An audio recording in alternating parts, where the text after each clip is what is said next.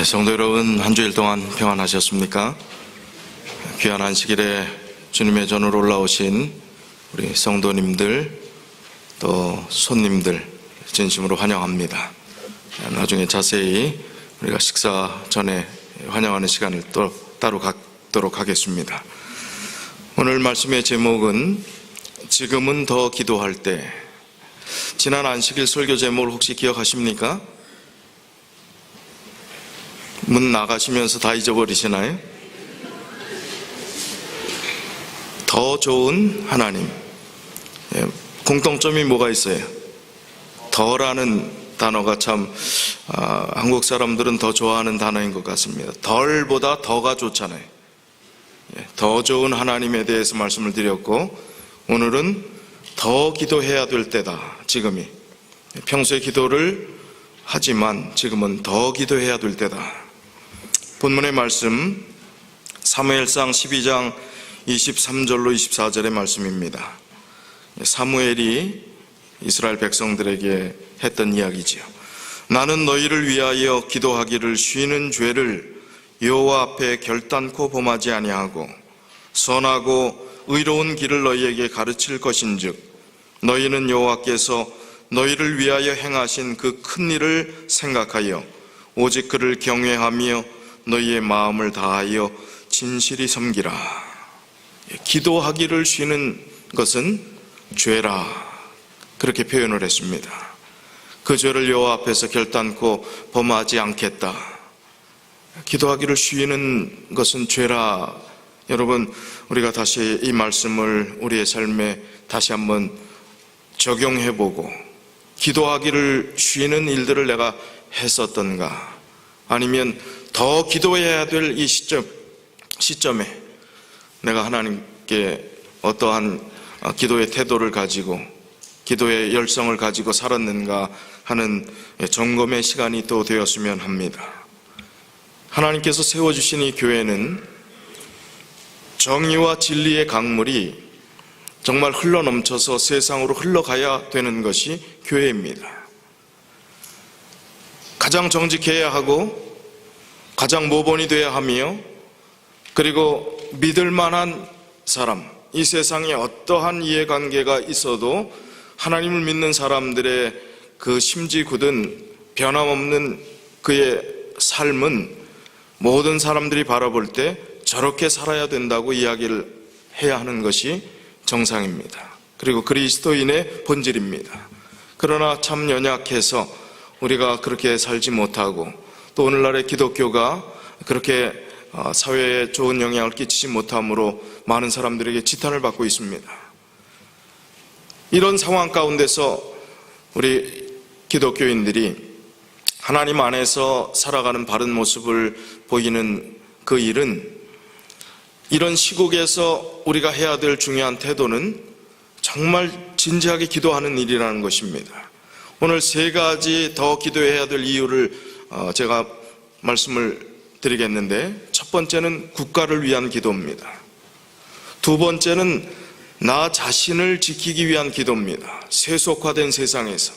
세 번째는 하나님께서 우리에게 허락하신 영적 공동체의 믿음의 가족들을 위해서 기도해야 합니다. 이 세 가지 말씀을 나누도록 하겠습니다. 왜 지금 더 기도해야 되겠습니까? 여러분, 미국 시민권 가졌어도 미국하고 한국하고 올림픽에서 결승전에서 붙었다 그러면 누구 응원합니까? 미국 응원하세요? 정말입니까? 미국화 됐으니까, 미국의 도움을 받았으니까. 일리 있는 얘기지만 이론적으로는 맞지만 심정적으로 어때요? 중국에 있는 한 교포가 자기는 3대째 거기서 살았기 때문에 거기서 태어났고 중국 시민권자였고, 그런데 중국이 오픈되기 막 시작했을 그 무렵에 중국하고 한국이 축구 시합을 했다는 거예요. 근데 자기는 당연히 중국을 응원할 줄 알았대요, 자기 마음이. 그런데 한국말도 잘 모르던 자기가, 모든 사람들이, 한국 사람들은 그때 거의 살지 않던 때니까 중국을 일방적으로 응원하는데 마음속에 누구를 응원하게 되더라고요? 피는 못 속이는 겁니다. 국가라는 것, 우리가 아무리 시민권을 가지고 이 땅에 산다 할지라도 우리의 국가, 우리의 나라는 미국보다 한국이 더 정이 가는 것입니다. 지금 벌어지는 이 사태를 바라보시면서 여러분, 만나면 그 화제거리 올리지 않는 분이 없는 줄 압니다. 어수선한 시국, 여러 가지 이야기들. 이런 상황 가운데서 우리가 해야 될 가장 중요한 자세가 기도하는 것입니다. 미국 어떻습니까? 대통령 선거. 안심이 되십니까? 불안합니까? 여기는 트럼프를 찍은 분도 있고 힐러리를 찍은 분도 있기 때문에 여기는 누구 편을 들면 안 되는 자리예요. 우리 재림교회는 이 정치에 관여하지 않습니다. 중립에 서서 하나님께서 이 나라를 바르게 이끌어 주시길 기도할 뿐이지요. 그런데 왠지 불안하지요. 제가 편드는 거 아닙니다. 저는 미국 시민권자 아니라고 말씀드렸어요. 불안합니다. 최악의 진흙탕 선거 전이었습니다. 정말 어떻게 미국에서 이런 일이 벌어질 수 있을까 할 정도로 아무도 믿을 수 없는 덜 나쁜 사람을 찍는 선거가 어디 있습니까? 여러분, 사는 이 땅, 정말 새로운 정부가 출범하는 이 혼란스러운 이 나라를 위해서 우리가 할 수 있는 일이라면 정말 더 기도해야 합니다. 더 중요하게 우리가 나라를 위해서 그냥 막연하게 생각하고 기도했던 그 기도가 아니라 더 중요한 마음의 자세를 가지고 더 열심히 기도해야 합니다. 성경 말씀 이사야 5장 18절을 보면 이런 말씀이 있습니다. 거짓으로 끈을 삼아 죄악을 끌며 술의 줄로 함같이 죄악을 끄는 자는 화 있을진저. 자, 이 말씀을 세 번역으로 좀 다시 말씀을 드리면, 거짓으로 끈을 만들어 악을 잡아당기며 수레의 줄을 당기듯이 죄를 끌어당기는 자들에게 재앙이 닥친다. 한국의 국정농단 사태, 일명 최순실 게이트, 발음도 잘 안 되네. 각종 비리들, 누가 탄핵을 하고 촛불 집회를 하고 박 대통령이 잘 됐다 안 됐다, 아직 정식 법적인 절차를 따르지 않고 이렇게 하는 게 옳다 아니다, 그걸 다 떠나서 혼란스러운 비리, 잘못된 것이 드러난 이 마당에 정말 여기 성경의 말씀처럼 거짓된 그 모습을 어떻게 그렇게 할 수 있을까라고 생각할 정도로 어지러운 시국에 거짓으로 끈을 삼아 죄악을 끄는 일, 악을 잡아당기는 일, 술에 줄을 당기듯이 죄를 끌어당기는 그 일을 하는 이 사회의 부조리, 모순들을 하나님께서는 결국 심판하실 것이다 하는 말씀입니다. 이런 시국에 한 기독교인이 이런 호소를 한 글을 올렸습니다. 현 시국을 직면한 사람 중에 비난하는 사람은 많으나 기도하는 사람은 적습니다. 두 눈 부릅뜨고 상대방의 일거수일투족을 감시하는 눈은 많으나 두 눈 딱 감고 무릎 꿇는 사람을 찾아보기 어렵습니다. 스마트폰 화면 위에서 쉴 새 없이 속보를 뒤쫓는 손은 있으나 다 내려놓고 주저앉아 기도의 손을 모으는 사람이 없습니다. 진흙 속에 박힌 자동차처럼 오도 가도 못하는 이 나라를 위해 민족의 출구를 여는 기도를 해줄 한 사람을 찾습니다. 오늘 우리가 바로 그 기도하는 그 한 사람이 되어야 되지 않겠습니까? 찰스 스펄전 목사는 열정 없이 기도하는 것은 전혀 기도하지 않는 것이다, 그렇게 이야기했습니다. 청교도 목사인 토마스 와스는 최고의 기도는 마음과 혀가 협력할 때, 열정적인 기도는 하늘로 올라가는 향수와 같다. 마음과 혀가 연합할 때가 최고의 기도다. 그 기도가 하늘로 올라가는 향수와 같다 그랬습니다. 국가의 운명이 정말 예언되어 있는 그런 암울한 현실 가운데서 하나님께서 그렇게 하실 것이라고 명령했음에도 불구하고 눈물로 기도했던 선지자 누굴까요? 예레미야. 눈물의 선지자라고 이야기하는 예레미야가 그 아픔을 가슴에 정말 어떻게 주체할 수 없는 그 슬픈 국가의 운명을 바라보면서 기도합니다. 울고 기도하고 또 기도하고 또 기도하고, 그러면서 이사야 33장 2절 3절을 보면 하나님께서 책임져 주시리라, 하나님께서 결론을 내주시리라, 그런 마음으로 이제 기도하는 자의 태도, 어려운 시국 가운데서 하나님의 백성들이 살아야 될 태도들을 이 말씀 가운데 담아주셨습니다. 예레미야 33장 2절 3절에 이를 행하시는 여호와, 그것을 만들며 성취하시는 여호와, 그 이름을 여호와라 하는 이가 이와 같이 이르시도다. 너는 내게 부르짖으라. 내가 내게 응답하겠고 내가 알지 못하는 크고 은밀한 일을 내게 보이리라. 우리가 할 수 있는 것은 여호와 하나님, 전지전능하신 하나님, 일을 행하시는 하나님, 성취하시는 하나님, 그 하나님에게 부르짖는 것입니다. 그럴 때 하나님께서 응답해 주시겠고 내가 알지 못하는 크고 은밀한 일까지 내게 보이겠다, 답을 하겠다는 거예요. 미스터리 같은 일들을 풀어주겠다는 것입니다. 도무지 해결책이 없어 보이는 그 문제까지도 하나님께서 도와주시겠다는 것입니다. 우리의 생각에는 이렇게 되기를 원하는 것이 있을 수 있어요. 그러나 그것이 되지 않는 것이 하나님의 뜻이 아닌 게 아니라, 기도를 들어주시지 않은 것이 아니라, 응답하지 않은 것이 아니라 하나님께서 더 귀한 방법을 가지고 기도에 응답을 하시는 것을 영의 눈으로 보게 될 때 여기 주신 이 말씀의 의미를 깨닫게 되는 거예요. 더 크고 은밀한 일을 내게 보이리라 하신 그 말씀의 해답을 우리가 얻을 수 있게 되는 것입니다. 우리가 드려야 될 기도의 제목이 얼마나 많습니까?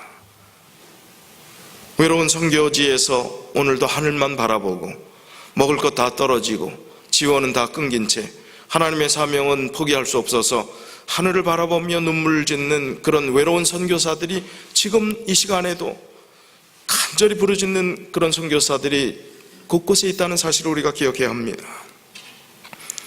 전쟁으로 인해서 폐허된 그 나라에서, 아니 지금 대한민국은 얼마나 잘 사는데 이게 나라냐, 이건 좀 배부른 소리지요. 잘못된 그 사실에 대해서 지적하는 건 잘한 일이지만 이게 나라냐, 아니 전쟁으로 아프리카에서 굶어 죽는 그 나라가 나라입니까? 그게 이게 나라냐 할 사람들의 얘기지요. 우리는 너무나 많은 것을 누리고 있습니다. 그러나 생존 자체, 먹을 것이 없어서 굶어 죽는 그 사람들이 살고 있는 이 땅, 기아와 전쟁으로 황폐된 세상, 이념의 차이로 지금 도무지 있을 수 없는 인권 유린의 사태들이 벌어지는 그 현실, 미국 안에서도 그런 테러들이 횡행하고 있는 그런 상황 속에서 우리가 살고 있다는 것입니다. 얼마나 기도할 것이 많아요. 우리는 대한민국 고향을 둔 사람들로서 남북의 분단 국가의 이 아픈 현실, 전쟁의 위험, 핵의 위험, 여러 가지 생각들을 하면 정말 기도할 것이 많습니다. 솔로몬이 성전 건축을 마치고 참 뿌듯한 마음으로 잠자리에 듭니다. 그때 하나님께서 솔로몬에게 나타나셔서 하셨던 말씀이 역대하 7장 11절부터 나오는 말씀입니다. 솔로몬이 여호와의 전과 왕궁 건축을 마치고 솔로몬의 심중에 여호와의 전과 자기의 궁궐에 그가 이루고자 한 것을 다 형통하게 이루니라. 밤에 여호와께서 솔로몬에게 나타나사 그에게 이르시되 내가 이미 내 기도를 듣고 이곳을 택하여 내가 제사하는 성전을 삼았으니 혹 내가 하늘을 닫고 비를 내리지 아니하거나 혹 메뚜기들에게 토산을 먹게 하거나 혹 전염병이 내 백성 가운데에 유행하게 할 때에 내 이름으로 일컫는 내 백성이 그들의 악한 길에서 떠나 스스로 낮추고 기도하여 내 얼굴을 찾으면 내가 하늘에서 듣고 그들의 죄를 사하고 그들의 땅을 고칠지라. 이 14절에 있는 이 말씀의 의미가 그들의 땅을 고칠지라. 도무지 될 수 없는 그런 대한민국의 이 어려운 그 현실 가운데서도 하나님의 백성들이 정말 악한 길에서 떠나 스스로 낮추고 기도하며 하나님의 얼굴을 찾으면 하늘에서 듣고 그 죄를 사하고 그 땅을 고치겠다 하시는 말씀을 주셨습니다. 하나님만이 고칠 수 있는 것입니다. 하나님만이 새롭게 하실 수 있는 것입니다. 하나님만이 해결할 수 있는 것입니다. 그래서 우리가 그리스도인들의 자세는 우리가 동요하지 말고 기도하는 것입니다. 땅을 고칠 수 있는 분께, 삶을 바꿔주실 수 있는 분께, 그리고 위정자의 모든 사상과 생각까지 하나님께서 관여하실 수 있는, 그리고 좋은 길로 인도해 주실 수 있는, 음성을 들려주실 수 있는 그 하나님께 우리가 기도하는 것, 그것이 우리가 해야 될 최선인 것입니다. 그래서 우리는 더 기도해야 합니다. 국가에 대한 기도를 우리가 전에 드리지 않았다면 기도해야 합니다. 위기의 때만 기도할 것이 아닙니다. 평안하고 안정됐을 때도 끊임없이 기도를 드려야 되는 것입니다. 더군다나 우리 재림 성도들은 역사의 예언에 민감하고 예수님의 재림을 손꼽아 기다리면서 이 세상에 돌아가는 흐름들을 예의주시하는 백성들입니다. 그런데 이 나라에 대해서 기도하지 않는다면, 이 돌아가는 흐름에 대해서 우리가 참 경종을 울리고 또 우리가 그런 마음의 자세를 가지고 이 세태들을 눈여겨보면서 하나님의 뜻을 분별하지 않는다면 우리는 과연 어떻게 재림 성도로 이 마지막 주님의 재림을 맞이할 수 있겠습니까? 그래서 더 기도해야 하는 것입니다.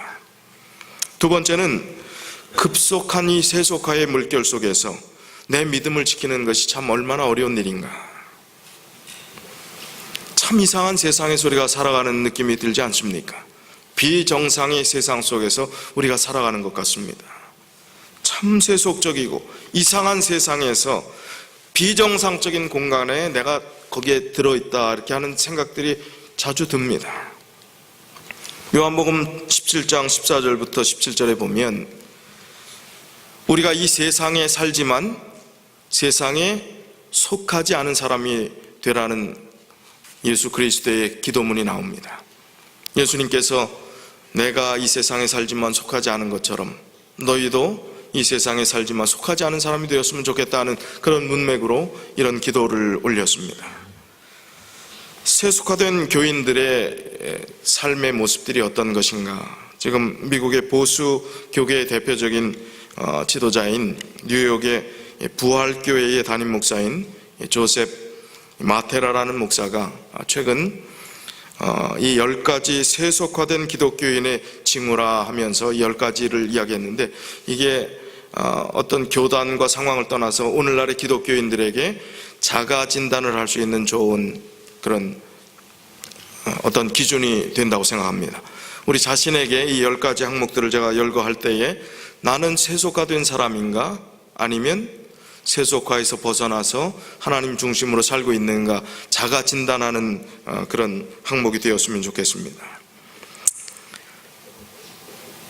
자, 첫 번째, 하나님의 뜻이 무엇인지 먼저 생각하지 않고 중요한 결정을 내린다. 많은 기독교인들이 자신은 신앙인이라고 주장하지만 실제로는 무신론자들입니다.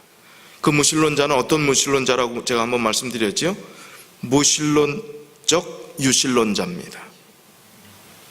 하나님 믿는다고 이 자리에 와 있지만 실제로 마음은 하나님을 믿지 않는다는 것입니다.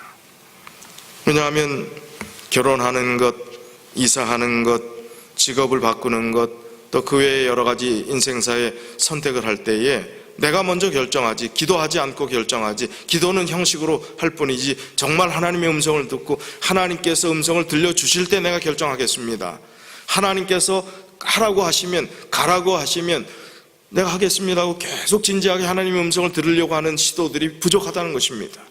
그렇다면 하나님을 믿는 것이 아니지요. 내가 결정하고 내 마음대로 하는 것이 어떻게 그리스도인이라고 할 수 있겠냐 하는 것입니다. 그래서 그런 결정, 하나님의 뜻이 무엇인지 먼저 생각하지 않고 중요한 결정들을 내린다면 그것은 세속화된 신앙이다. 두 번째, 하나님보다 사람들의 생각이나 시선을 더 의식한다.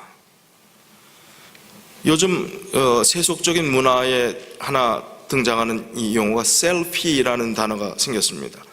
셀피시하다는 건 뭐예요? 이기적인 것이라는 거죠. 셀프라는 것은 나 자신을 이야기하는 건데, 이 셀피 컬처의 시대 속에 우리가 살고 있다는 겁니다. 나 자신만 생각하고 나 중심이라는 거예요. 이런 셀피 문화 시대를 살아가는 기독교인들은 지혜의 근본이시고 모든 것의 시작이시고 마침이 되시는 하나님께 모든 것을 맡기고 그 하나님을 두려워하기보다 친구들에게 보여지는 겉모습, 외양, 겉모습이에요. 지위, 인기, 그 외의 상황, 체면, 자존심, 이런 것들을 더 추구하게 됩니다. 우리가 하나님보다 사람들의 생각이나 시선을 더 의식하게 될 때 우리는 세속화된 기독교인이라고 할 수 있습니다. 하나님의 일을 해야 되고 하나님의 사명들을 감당하는 것이 당연한 원칙이고 진리인데 자존심 때문에 안 하는 것입니다. 그리고 인간적인 어떤 관계 때문에 하나님께서 나에게 명령하신 것을 하지 않는다면 그것은 바로 하나님보다 다른 사람의 시선을 생각하고 나의 신앙이 우선순위가 바뀐 그런 삶을, 그리스도인적인 삶이 아닌 인간적인 삶을, 교회 생활을 한다는 것입니다. 그것은 세속적이다. 세 번째, 성령이 아니라 돈에 이끌린다. 돈이라고 그냥 큰 항목으로 뭉뚱그려 놨습니다. 당신이 하나님의 뜻보다 돈을 우선순위에 둔다면 당신은 세속화된 기독교인이다. 이것은 많은 소위 기독교인이라고 하는 이들이 일을 하는 데에는, 그러니까 자기 일을 하는 데에는 돈 버는 일 모든 것 다 포함되는 것입니다. 또 취미나 그 외의 모든 일들 다 포함되는 거예요. 그렇게 많은 시간을 사용하면서도 신앙의 공동체와 교제하는 데는 거의 시간을 쓰지 않는 이유이다. 예수께서는 먼저 그의 나라와 그의 의를 구하면 다른 모든 것을 더하신다고 마태복음 6장 33절에 말씀하셨다. 우리가 추구하는 그 많은 노력과 또 정력을 기울이는 그 많은 일들이 정말 하나님의 일들을 위해서 사용하는 그 비중과 비교해 볼 때 나는 일을 가진 사람이고 은퇴하지 않은 사람이기 때문에 은퇴해야 하나님의 일을 한다는 그런 논리가 있습니까? 아니지요. 우리가 열심히 일하면서 나는 현직에 있는데 무슨 일을 하나, 천만의 말씀이에요. 하나님의 일을 하는 것은 현직에 있다고 하지 말라고 면죄부를 준 것은 아무것도 없습니다. 열심히 일을 해야 합니다. 하나님께 주신 사명을 감당해야 하는 것입니다. 네 번째, 교회 예배에 참석하는 주 목적이 하나님을 예배하기 위해서가 아니라 인간관계를 위해서다. 세속화된 기독교인들은 교회 예배에 참석하는 주 목적이 예배 드린다고 자기는 생각하지만 결국은 친구를 만나기 위해서입니다.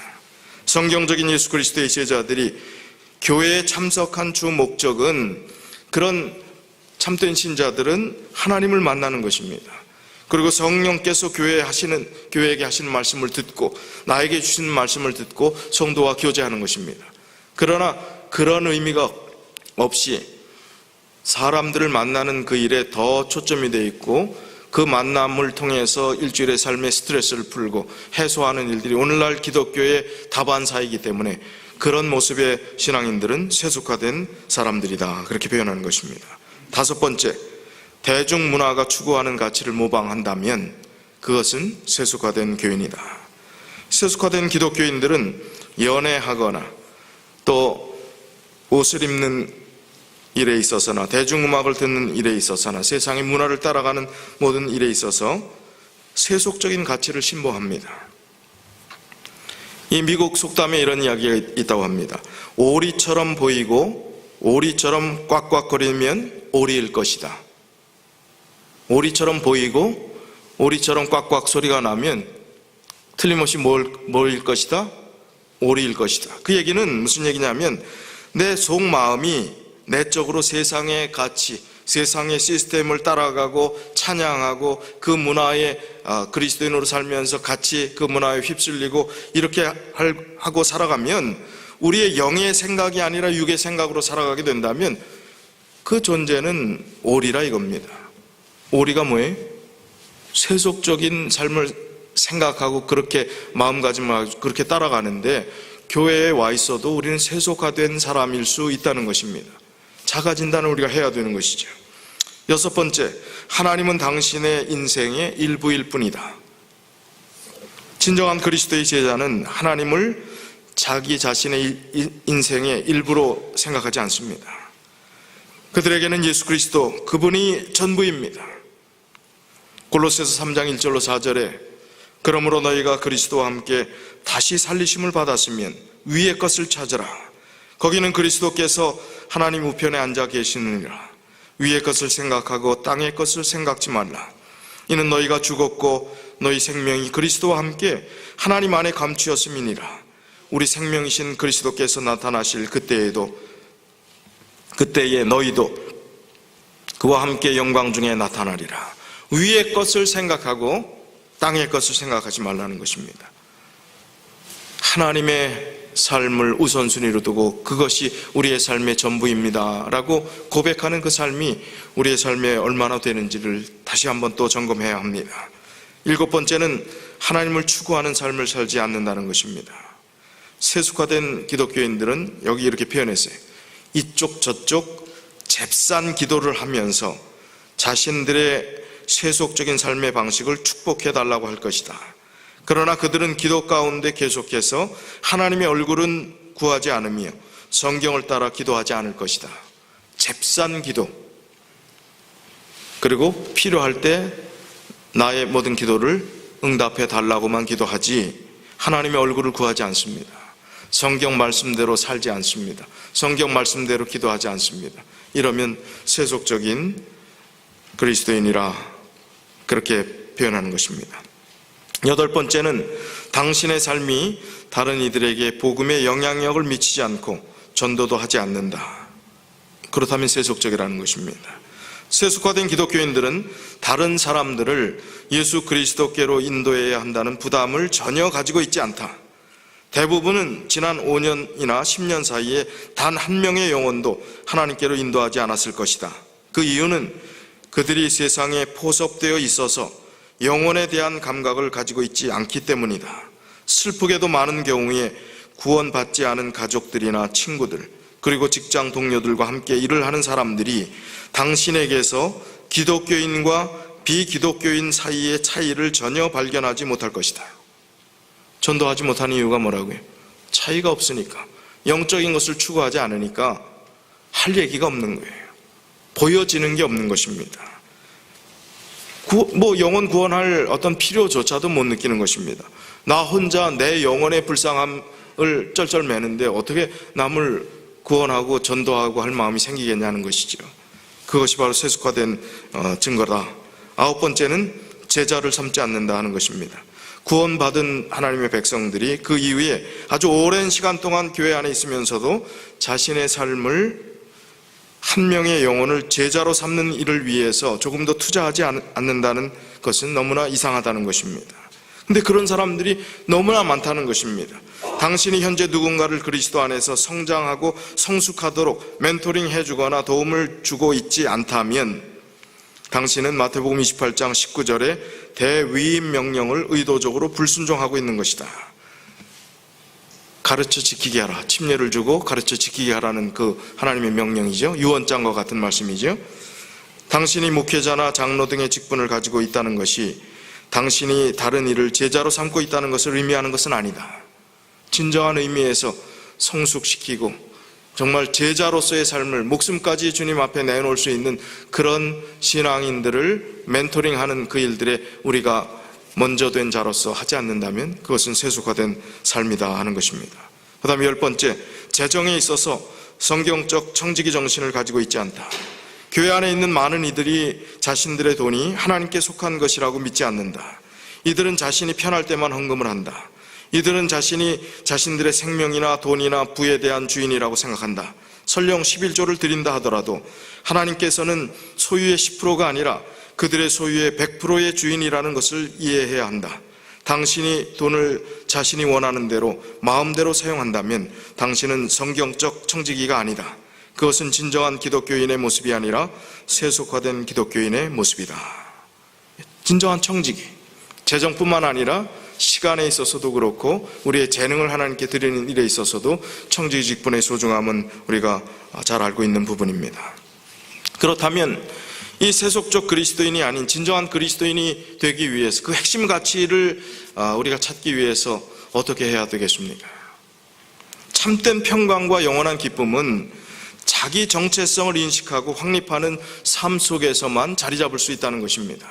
오늘 우리의 갈 길을 아는 사람들, 재림 성도의 여정을 아는 사람들, 하나님의 남은 백성으로 해야 될 사명이 무엇인지를 아는 사람들, 그 정체성을 인식하고 깨닫는 사람들이 바로 세속화의 자리에서 벗어날 수 있다는 것입니다. 그 정체성을 알지 못하면 우리가 어떻게 세속화된 삶에서 우리 자신이 벗어나올 수 있겠냐는 말이죠.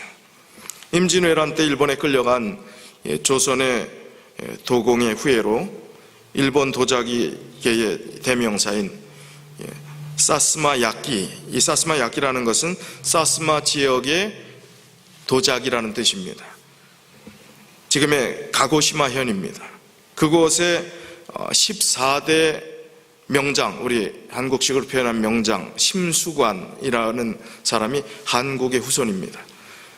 일본의 백제 시대부터 문물이 전달되고 그래서 한국의 문화가 그쪽으로 갔고 일본이 처음부터 문화가 융성하지 않았다 하는 그 역사적 증거들이 입증되고 있는데, 이제 조선시대 임진왜란을 통해서 한국이 패전하고 이제 많은 도예가들이 끌려가게 됩니다. 1598년 12월 시마츠 요시히로에 의해서 남원 등지에서 심당길이라는 사람, 박평이라는 평의라는 사람을 비롯해서 40여 명이 피랍되어 갔습니다. 그때 바로 지금의 가고시마현 구시기노 시마하라라고 하는 그 지역에 상륙하게 됩니다.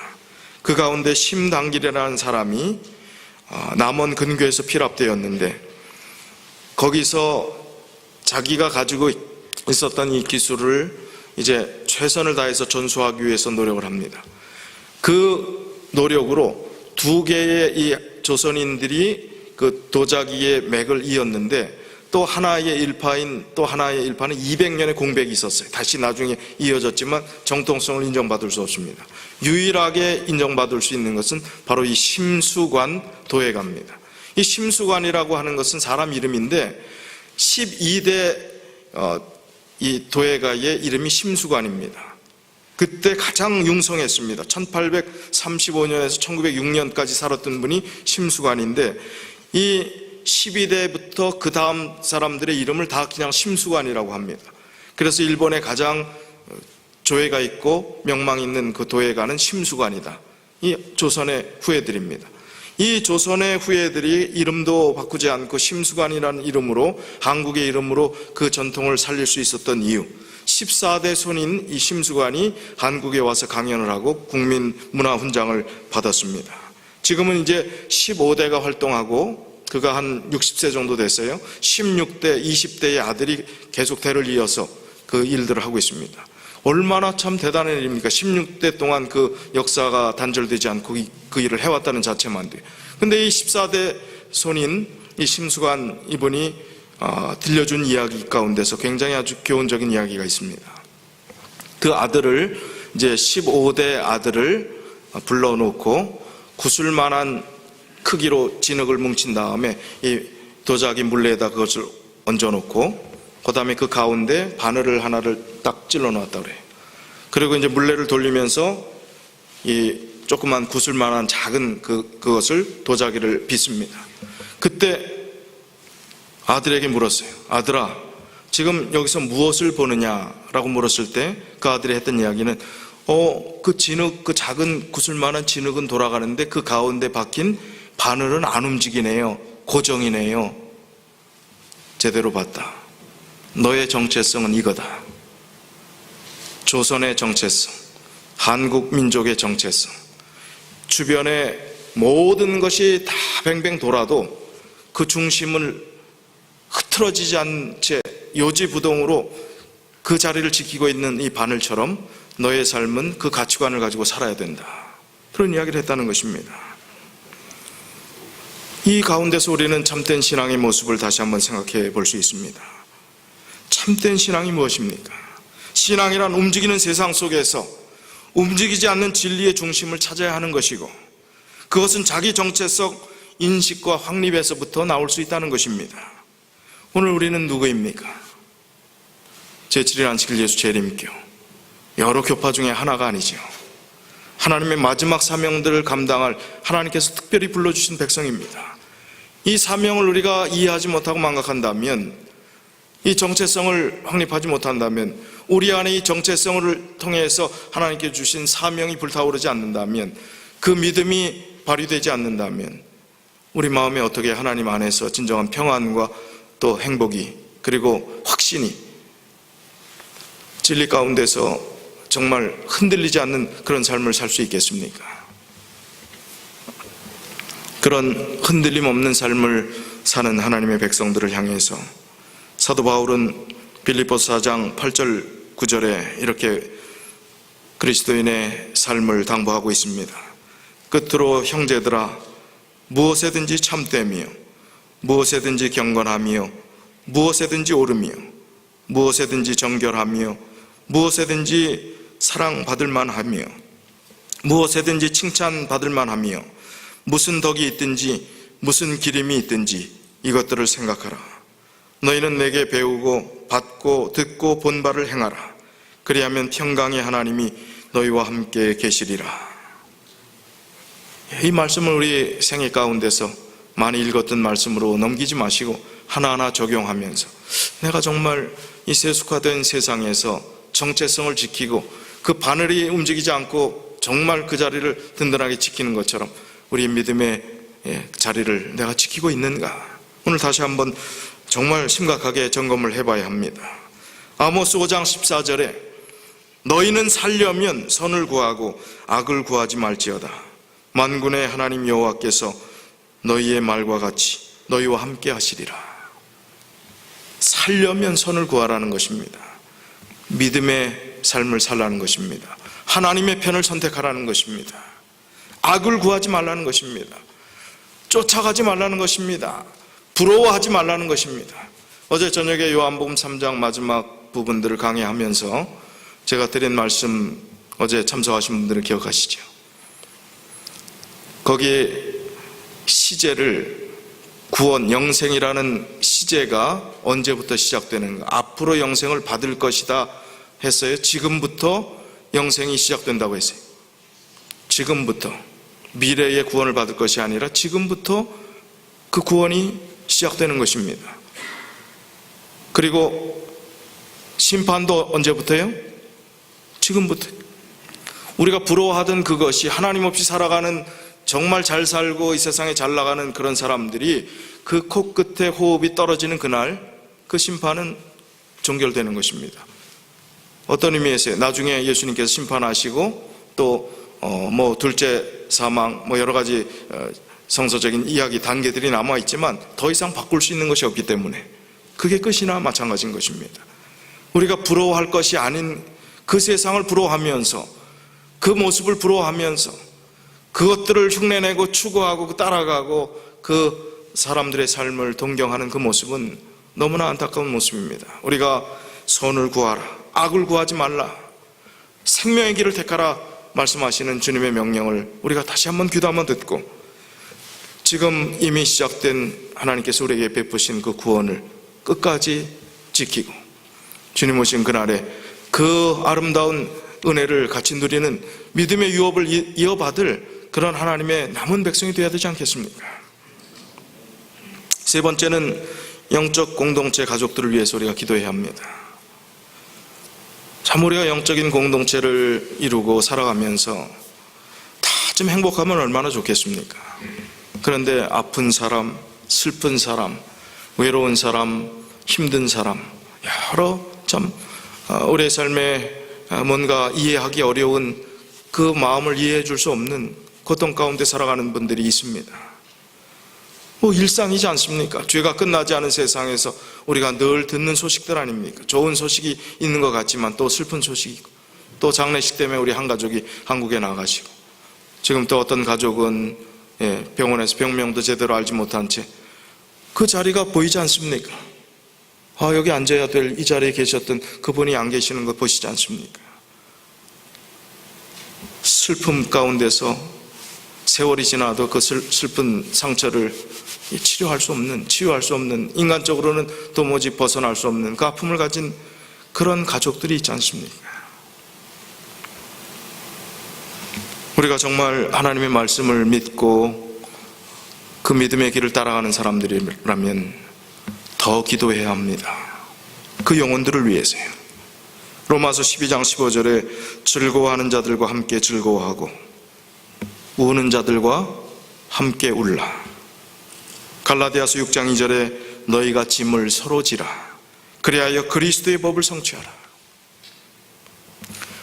초신자들이 우리가 특별 집회를 하고 이럴 때쯤 오시면 그분들이 하나님의 말씀이 진리라는 것이 제시되고 오늘날 일요일이 아닌 토요일이 성서적인 것이고 그 말씀대로 순종하는 것이 그리스도인의 도리라 하는 사실들을 제시하고 말씀드렸을 때 그것을 마음으로 온전히 받아들이고 정말 이 신앙이 참된 신앙이기 때문에 내가 어떤 다른 모든 신앙보다 이 신앙을 따르는 것이 하나님의 말씀을 순종하는 길입니다 하고 이렇게 쉽게 오든가요?